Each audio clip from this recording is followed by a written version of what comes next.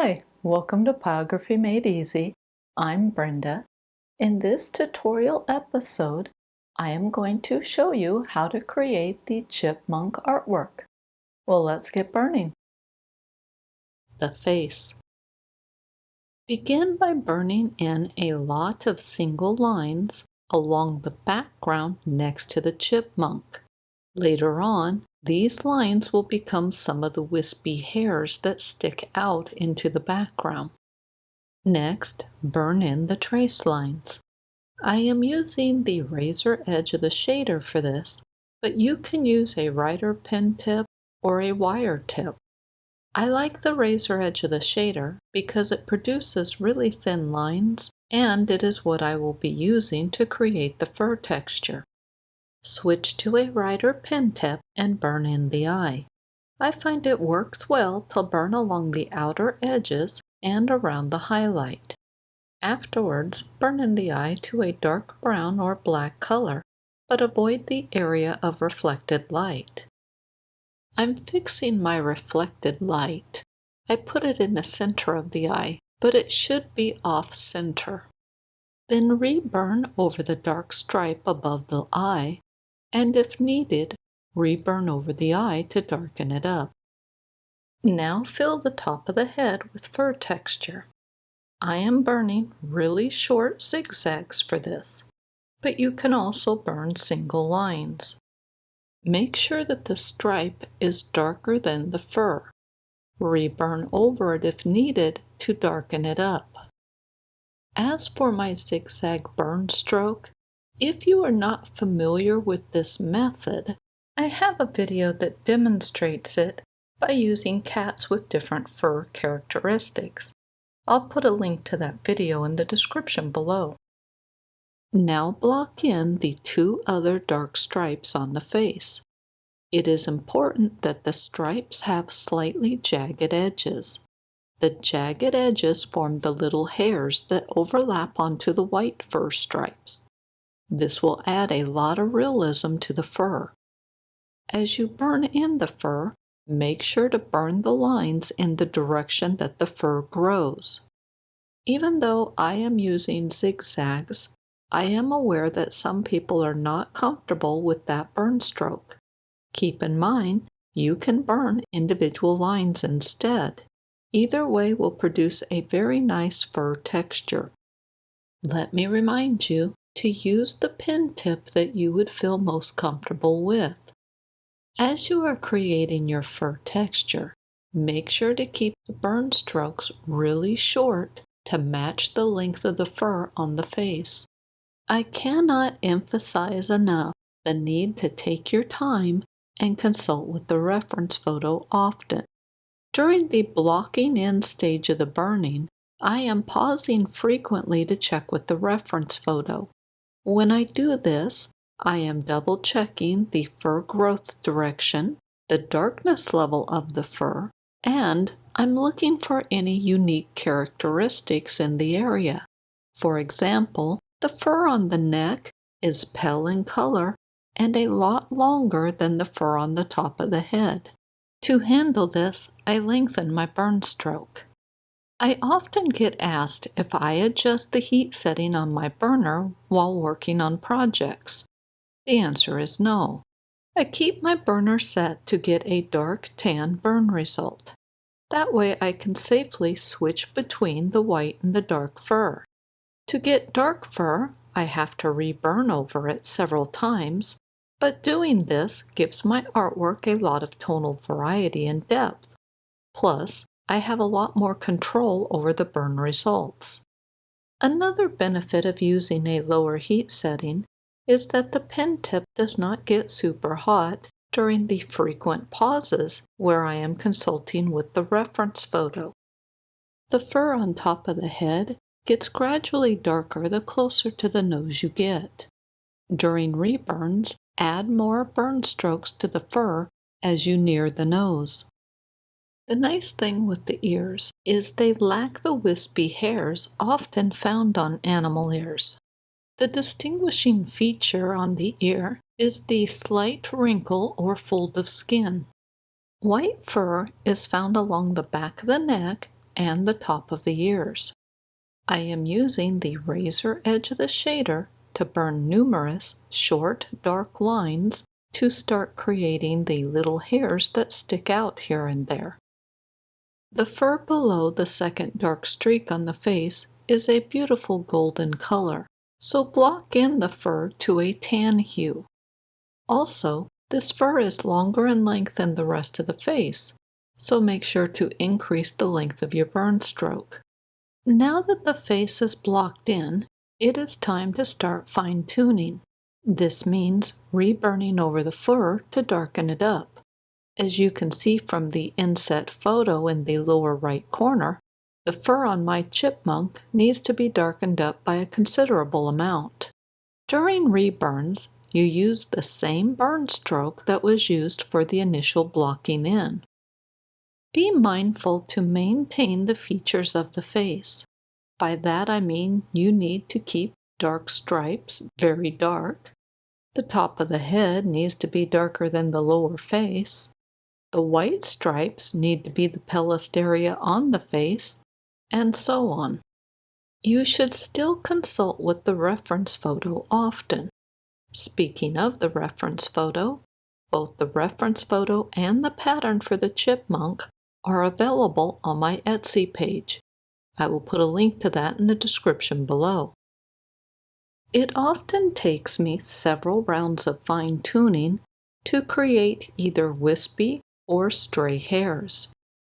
During this round of fine-tuning, I am using a knife to scrape a few thin, bright hairs into existence. At this point, it is a matter of reburning or adding additional layers of fur texture until the desired color is achieved. I like to rotate the board on occasion as I work. The reason is that it forces my brain to reset, for lack of a better word. This reset helps me analyze the artwork almost like I'm seeing it for the first time. I often notice areas that need additional work, and I frequently spot little details that I didn't notice before. So I highly recommend that you rotate your artwork too and work on it from a different angle.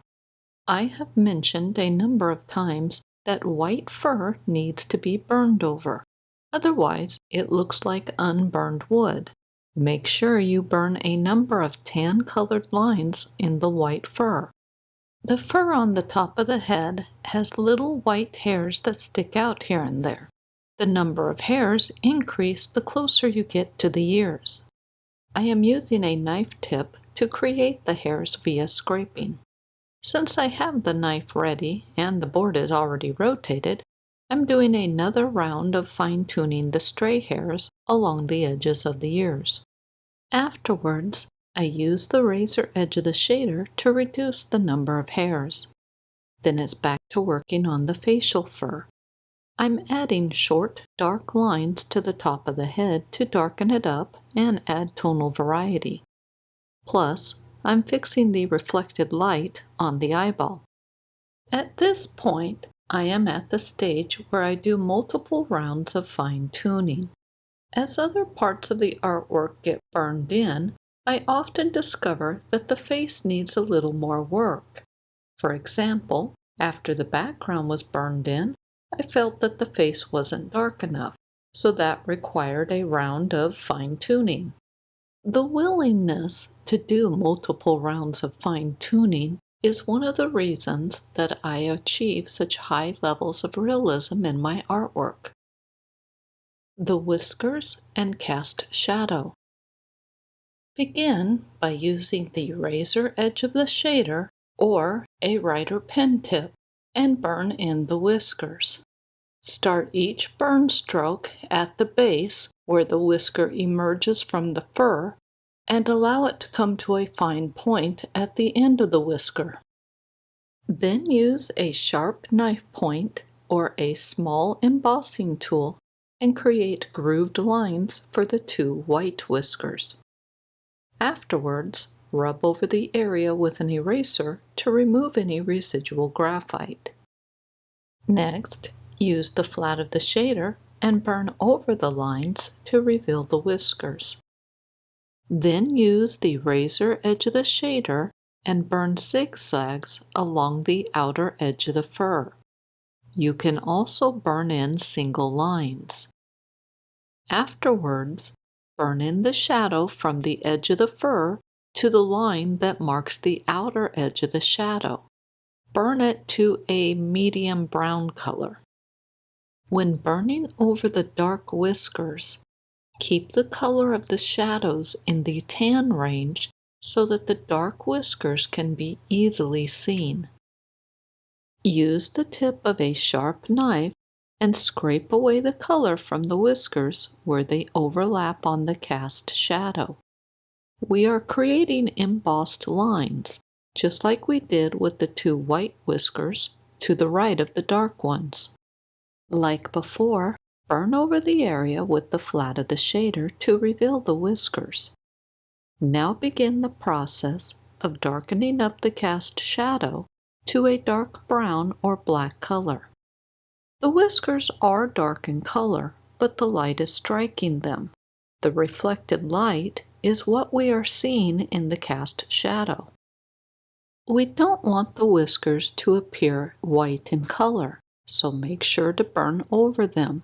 This will tone down the contrast and make them look darker. Also, the whiskers are not very thick, so if needed, burn along their outer edges to make them thinner. Rotate the board as needed while you work. Reburn over the whiskers where they overlap on the fur. Lastly, burn a few lines that stick out past the outer edge of the shadow to represent the stray hairs. The front legs. Begin by burning in the trace lines using the razor edge of a shader or a writer pen tip. Then block in the cast shadow under the arms. Make sure to keep the edges of the fur jagged. Afterwards, switch to a writer pen tip and burn around the fingers and claws on the feet. Next, burn over the shoulder area to give the fur a base layer of color. I am using a zigzag burn stroke, but I am not using the razor edge of the shader. Instead, I have a bit more metal in contact with the wood so that there are very few individual lines appearing. Also, I have increased the length of my burn stroke as the fur on the body is longer than that on the face. The closer, or top leg, is casting a shadow on the back one. Burn the shadow to a tan color and keep the edges of the shadow jagged. As we resume working on the shoulder, there is a transition between the neck and the shoulder.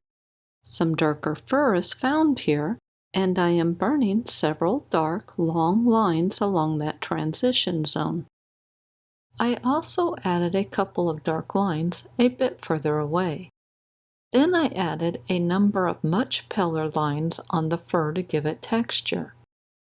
After that, a bit more color was added along the back of the shoulder.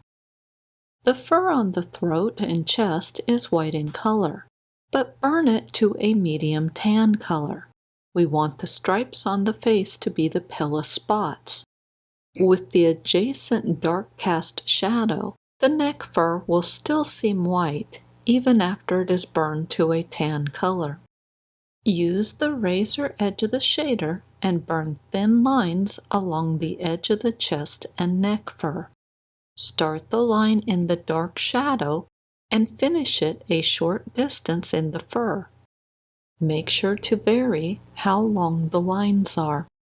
This will create these stray hairs that stick out here and there. Now use the tip of a sharp knife and scrape along the edge of the fur. This is the same process that we used along the top of the ears. Just like the face, the shoulder receives many rounds of fine-tuning and additional layers of fur. Let's work on the hands. Begin by burning in the shadow being cast onto the supporting hand. Then burn in the shadows on the log around the supporting hand. It might be easier to use a writer pen tip for this. Next, darken up the forearm. The fur on the arm is short, so decrease the length of your burn stroke appropriately. Then burn a slight shadow along the left side of each finger. Also, burn over the fingers. I am using a short zigzag burn stroke for this, but you can burn single lines instead. Given the small area we are working in, it might be easier to use a writer pen tip instead of a shader. As you work, make sure to darken up the lower half of each finger on the supporting hand. This will help give the fingers a 3D look. Now use a writer pen tip and burn in the claws on the supporting hand. If needed, fine-tune any of the shadows on the fingers. Now it is just a matter of adding additional layers of fur until the desired color is achieved. Leave the center of the shoulder a couple of shades lighter than the edges. Just don't make the mistake I did of burning the edges a number of shades darker than the center. The shoulder on my chipmunk looks very rounded, and that is not how it should look. Instead, the shoulder should be much flatter looking with just a hint of a highlight. The body and hind leg. This should not come as a surprise. We are going to begin this chapter by burning in the trace lines. I am using the razor edge of the shader for this, but you can use a writer pen tip or a wire tip if you prefer. Make sure to keep the fur along the lower edge of the leg jagged. The purpose is to create the stray hairs that stick out past the edge. Afterwards, block in the cast shadow under the leg. With the foot, I used a writer pen tip to burn in the trace lines. Now start blocking in the fur, beginning with the dark stripes on the back. I should mention that once the trace lines are burned in, rub over the area with a pencil eraser to remove any residual graphite. I did not record that step. As you block in the fur, pay attention to the length of the fur. The fur along the back and adjacent to the lower edge of the shoulder is much longer than the fur on the shoulder or the hips. Also, make sure to keep the edges of the stripes jagged. The fur along the stripes is not a solid continuous line. Instead, there are numerous hairs from one stripe that overlap onto adjacent stripes. I am currently concentrating on the dark stripes.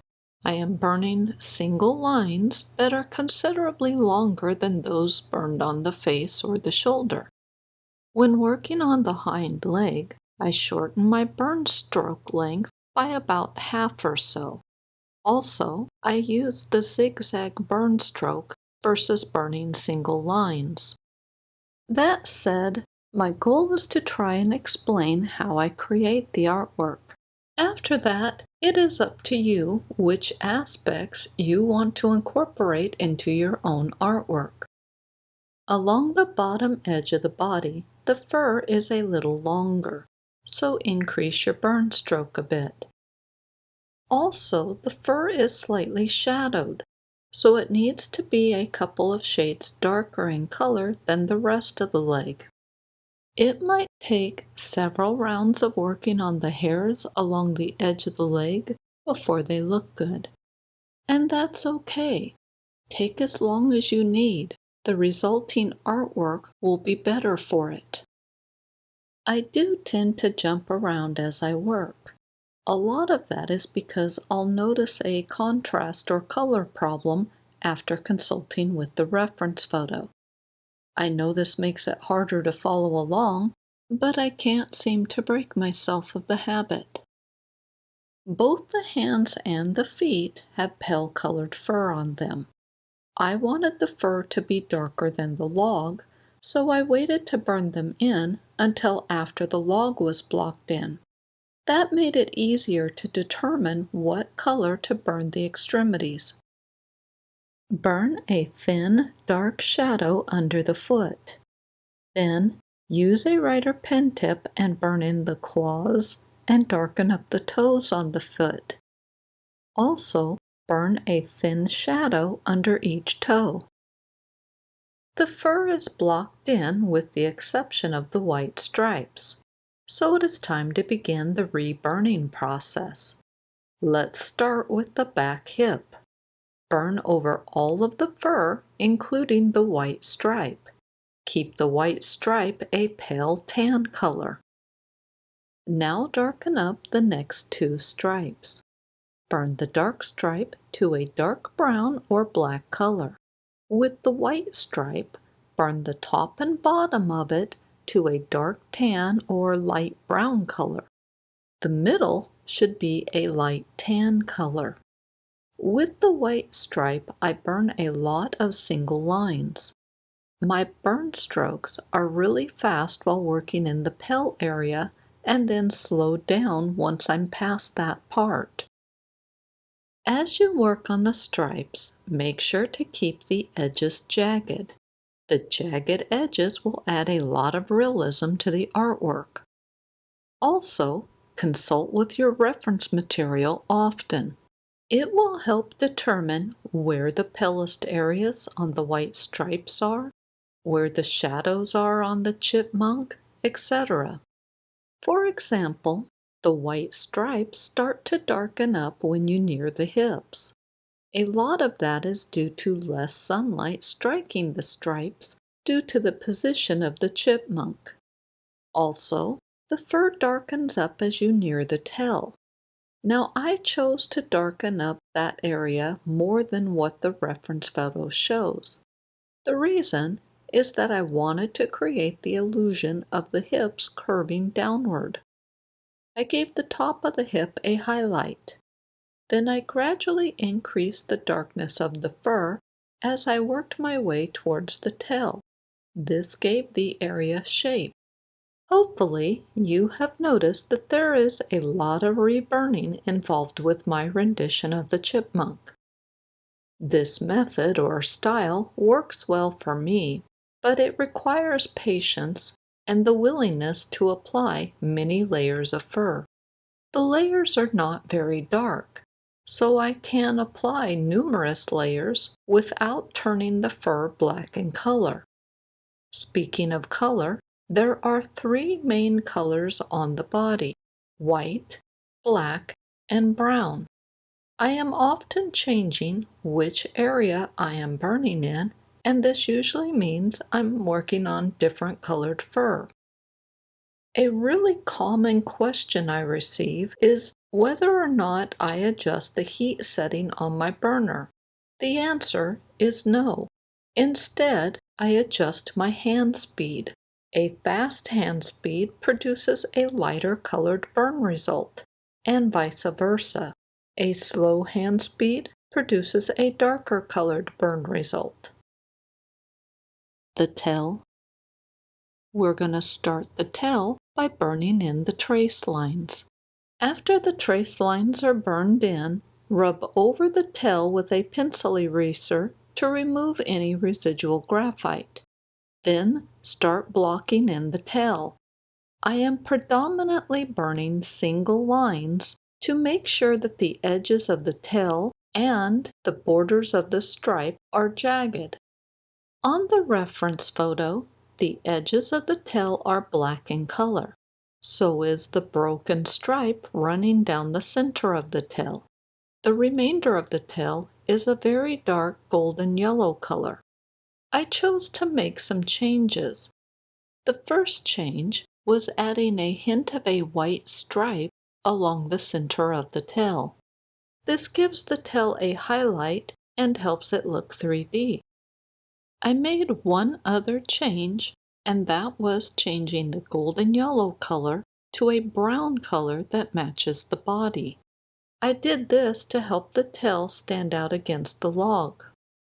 You do not have to mimic the alterations I made, but at least you know why I made them. I want to point out how I am resting my pinky finger on the board as I work along the bottom edge of it. This helps stabilize my hand so the burn strokes are more consistent. Now that the tail is blocked in, it is time to reburn and fine-tune. Like before, this involves applying more layers of fur until the tail reaches the desired darkness level. You should use the same burn stroke for each layer of fur that you apply. You can see how the lower part of the tail is very similar in color to the log. Notice how darkening up the tail really helps it stand out from the log. Even though it is standing out more, the tail looks flat. It doesn't have a rounded appearance to it. How I fixed this was to first reburn the dark markings so that they were dark brown to black in color. This made the rest of the tail look pale in comparison. Then I reburned the sides of the tail. I made the color match the lower part of the hip, or the area around the base of the tail. I left the center, or the top of the tail, the color that it is now. Once everything else was darkened up, the center looked like a white stripe, but a broken up white stripe. Unfortunately, what you see here is all I got on video. The background. With the background, begin by burning a dark line adjacent to the chipmunk and the log.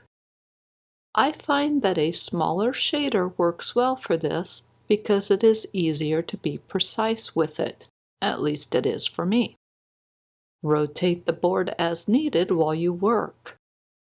After the dark line has been burned, then fill the background with a dark color. How dark you burn it is your choice. I am using a combination of uniform strokes and circular motion. I didn't want the background to be uniform in color, so that's why I'm using the circular motion.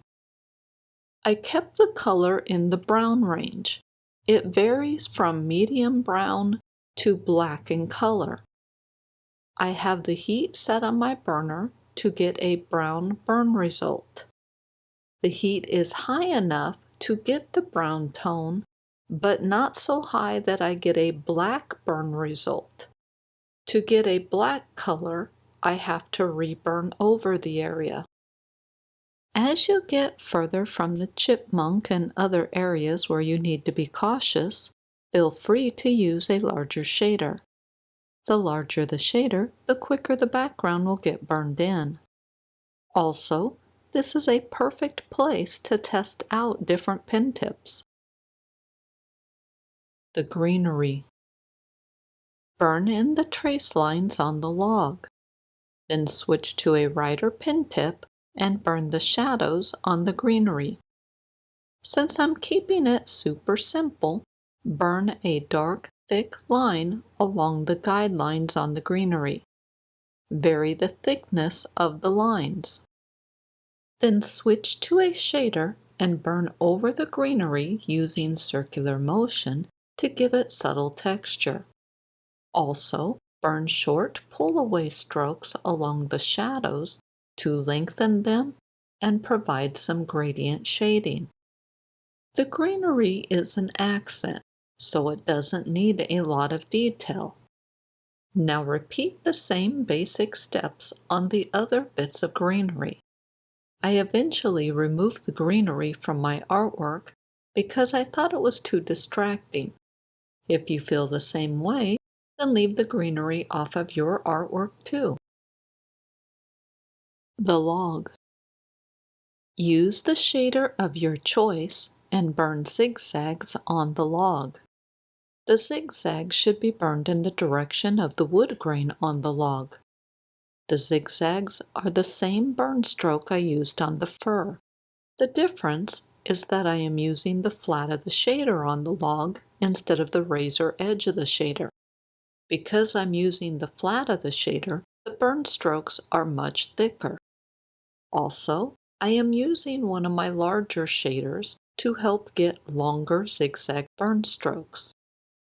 The shader I am using is the LSS Large Square Shader by Colwood.